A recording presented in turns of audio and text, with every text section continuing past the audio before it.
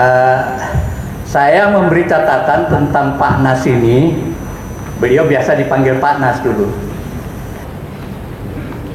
Beliau ini orang berani.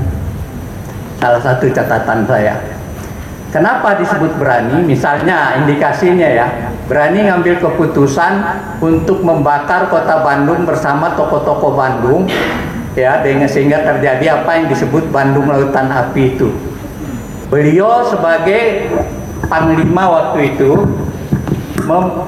bersepakat dengan tokoh-tokoh Pasundan, bermusyawarah, daripada ini dikuasai oleh Inggris dan persenjataan-persenjataan yang ada di Bandung Selatan itu diambil oleh Inggris gara-gara perjanjian Renville ya, itu akhirnya diputuskan untuk membakar aja gitu.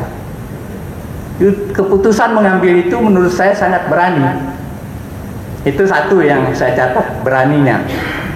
Berani yang kedua itu beliau memerintahkan penindakan tegas terhadap pemberontakan Madiun. Mungkin nanti dijelaskan oleh yang lain berdasarkan bacaan saya.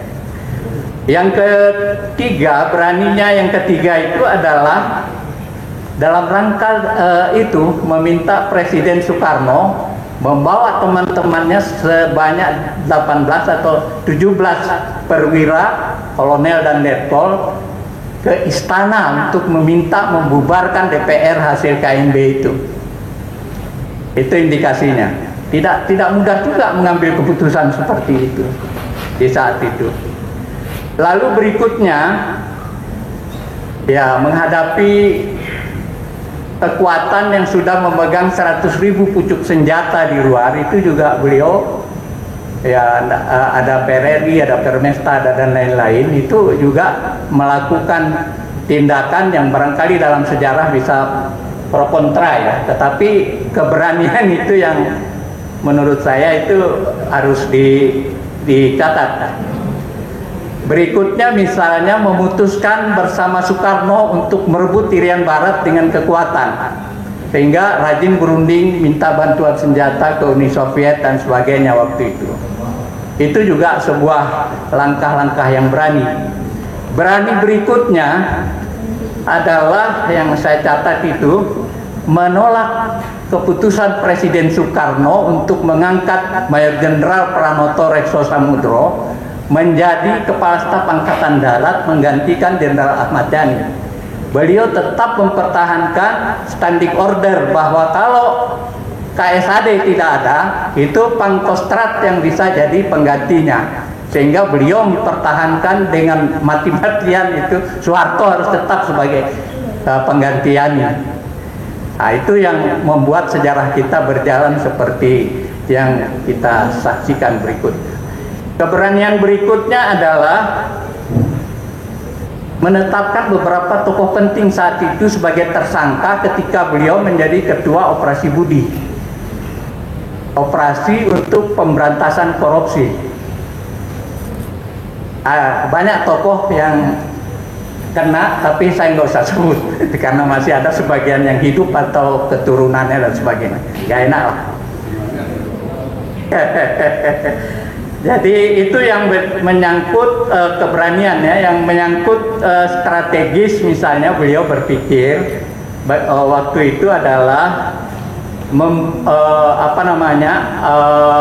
yang bersifat strategis itu adalah menyarankan agar warga Tionghoa itu asimilasi.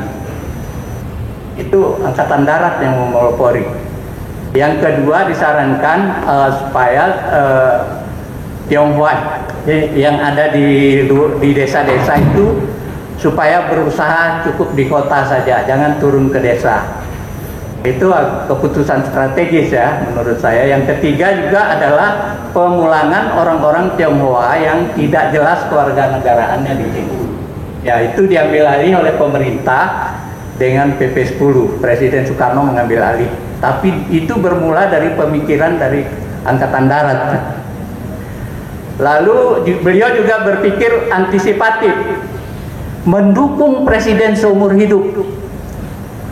Itu waktu itu ide tentang presiden seumur hidup itu muncul dari A.M. Hanafi dan Hairul Saleh. Tapi Angkatan Darat mendukung dengan meminta supaya Suhardiman sebagai ketua Soksi waktu itu untuk menyatakan dukungan presiden seumur hidup. Kenapa? Karena khawatir mau digelar pemilu tahun 1963 PKI akan menang. Jadi supaya presidennya nggak diganggu, nggak berubah, mereka sepakat mengangkat Soekarno sebagai presiden seumur hidup. Itu pertimbangannya waktu itu ya. Lalu berikutnya beliau berpikir juga antisipatif. Ketika ada gagasan untuk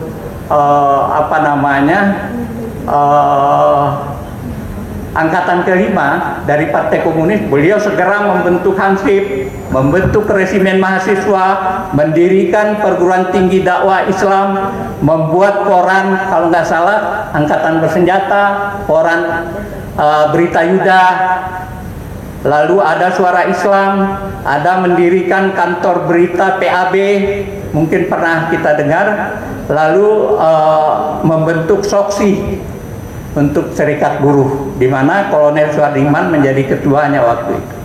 Nah, lalu sebagai konseptor beliau juga menetapkan agar tentara itu nggak boleh ada di satu tempat saja, harus pindah dari satu daerah ke daerah lain. Lalu yang berikutnya, tentara itu harus disentralisasi pendidikannya. Itu antara lain kebijakan setelah menjadi KSAD, dan masih banyak lagi yang ini saya kira tidak boleh saya habisi ini karena ini hanya clue-clue aja. Silakan ke Prof. Laude Kamaludin untuk menyampaikan barangkali dari segi pendidikan, moral dan sebagainya. Terima kasih. Terima kasih moderator. Bismillahirrahmanirrahim.